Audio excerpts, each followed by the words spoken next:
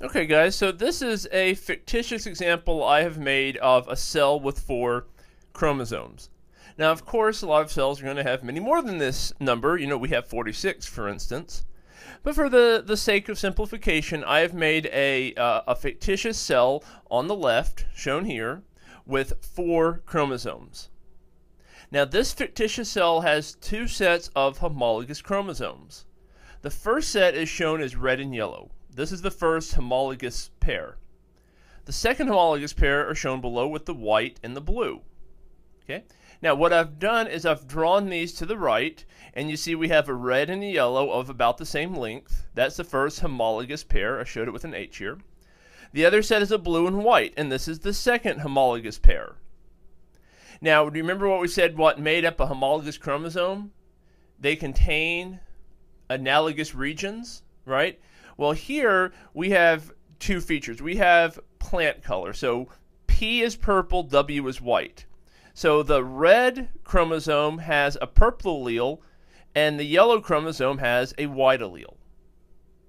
All right. The blue allele right here, the blue chromosome, this third one, this has a tall allele, and the white chromosome right here has a short allele. All right, so does that make sense? We have got 2 different traits. Now, these are not on paired chromosomes. These are on separate chromosomes. The genotype for this would be PWTS, P being purple, right here, W being white for one trait, that's the color, and the T and the S, the tall and the short, this is height. Right?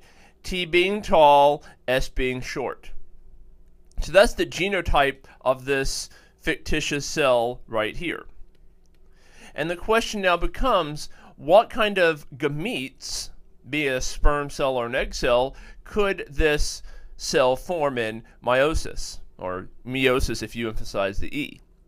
Well, you could sit here and pick and choose all these, right? And remember that 2 of the same homologous chromosomes will not be in the same gamete, except if there's a non-disjuncture situation.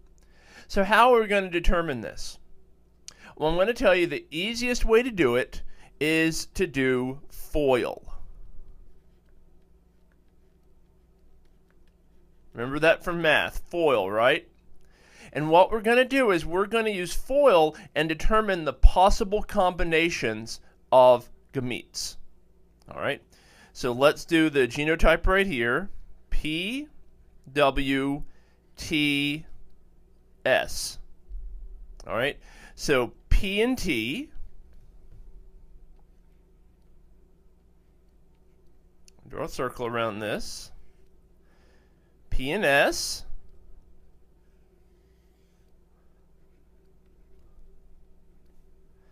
W and T,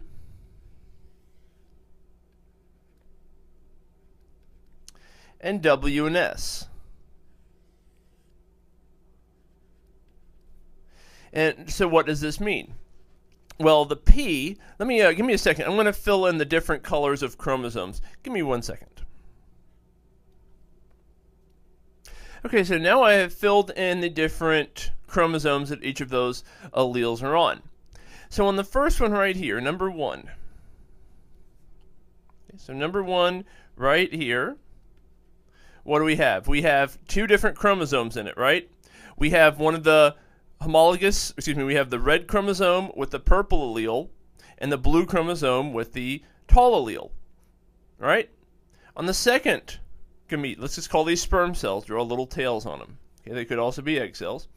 On the second one, we have the chromosome with the purple allele and a chromosome with the short allele, right? So we have one feature for color and one feature for height, right? Over here, same thing, one for color and one for height. Okay, the third one, we have the chromosome, the yellow chromosome that has the white allele. That's a color. And we have another chromosome with the tall allele, that is height. All right. We have a fourth gamete here, one with the white allele, and that's for color. And we have another chromosome with the height.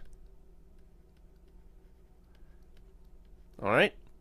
So what have we done here?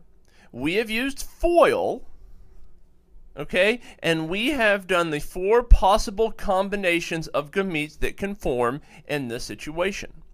Now, do we see any gametes that have a chromosome or have 2 chromosomes for color? No.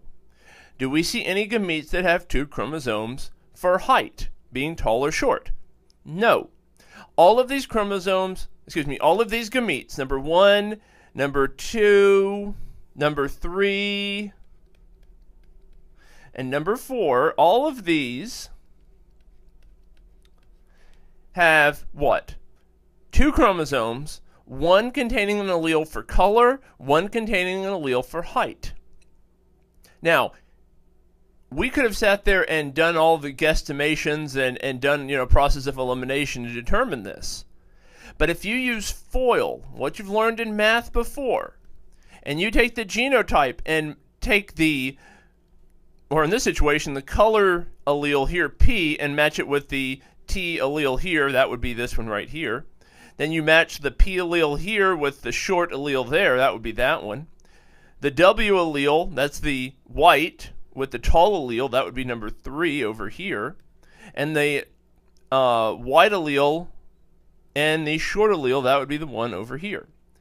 So what have we done? We have been able to determine the 4 different types of gametes that this fictitious cell could produce. All right? And all we did was to do FOIL.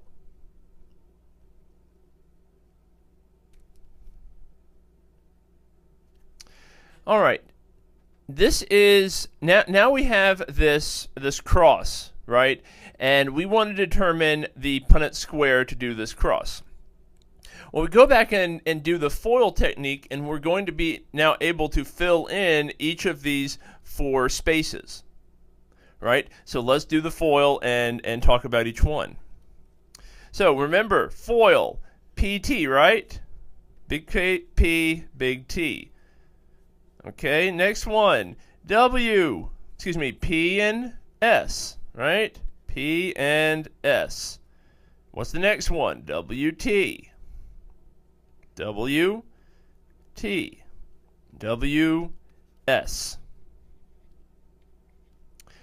All right, so what did that mean?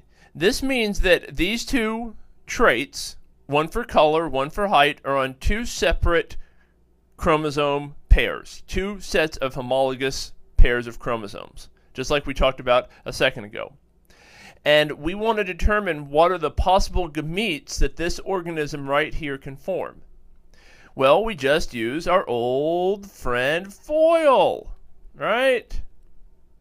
And we multiply those out, figuratively speaking, and we determine the 4 possible gametes it can form. One gamete would have an allele for purple and one for tall. One gamete would have an allele for purple and short, right? Color and height. The third allele would have a white allele for color and a tall allele for height.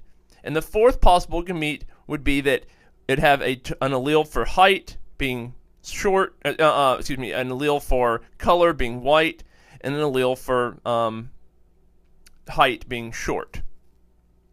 Okay? So those are the 4 possible combinations. Now, does that mean it's going to form only 4 gametes? No. That means that 25% of the gametes formed, we would expect to have the purple allele and the tall allele. 25% of the gametes formed, we would expect to have the purple allele and the short allele. 25% of the gametes formed, we would expect to have the white allele and the tall allele. And 25% of the gametes formed, we would expect to have the white allele and the short allele. Now, you don't have to use this FOIL technique if you don't want to. You can sit there and, process of elimination, determine these. But I'll tell you, it makes your life a lot easier. So now we've crossed it with something else. We have crossed it with something that is purple and purple, so it has 2 purple alleles, and a tall and a short allele. We're going to use the same technique as we did before. All right, So purple and tall, purple and short, purple and tall, purple and short. All right. So what have we done? This can form 4 possible gametes. But you note this one right here and this one right here are the same, right? They're both a purple allele and a tall allele. And this one right here and this one on the end are also the same. It has a purple and short allele. You can still use this FOIL technique to determine these possible gametes. But in this situation, half of the gametes would have a purple and tall height, would have the purple allele for color and the tall allele for height. And the other half of the gametes would have the purple allele for color and the S allele for height. All right?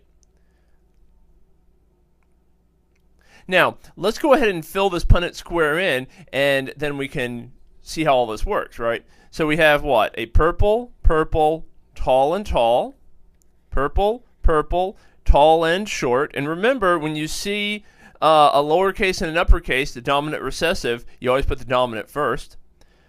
Purple, purple, tall and tall, purple, purple, tall and short. All right. We'll do this one right here. Purple, purple, tall and short. This one right here, purple, purple, short and short.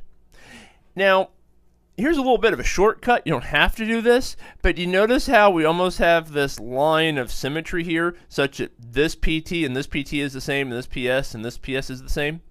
Well, we can just do the left side and then just do a mirror image on the right side. It's not going to really hurt anything. So let's go ahead and do that. Save some time here. Purple, white, tall and tall, purple, white, tall, and short. All right. Purple, white, tall, and short. Purple, white, tall, and short. Oh, excuse me, short and short.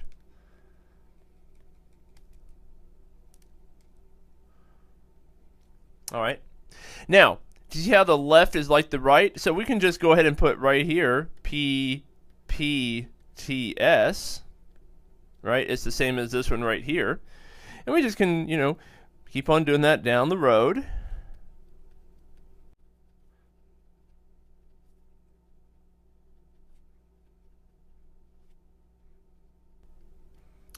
All right, so all we did was just filled in the right side with what we had on the left. And now we can tell the different types of plants that could possibly be made in this match at the top, right? All right, I hope that helps. You will see some examples. We did an example just like this in class. And again, this is exactly what we drew on the board. It's just in a video form. All right.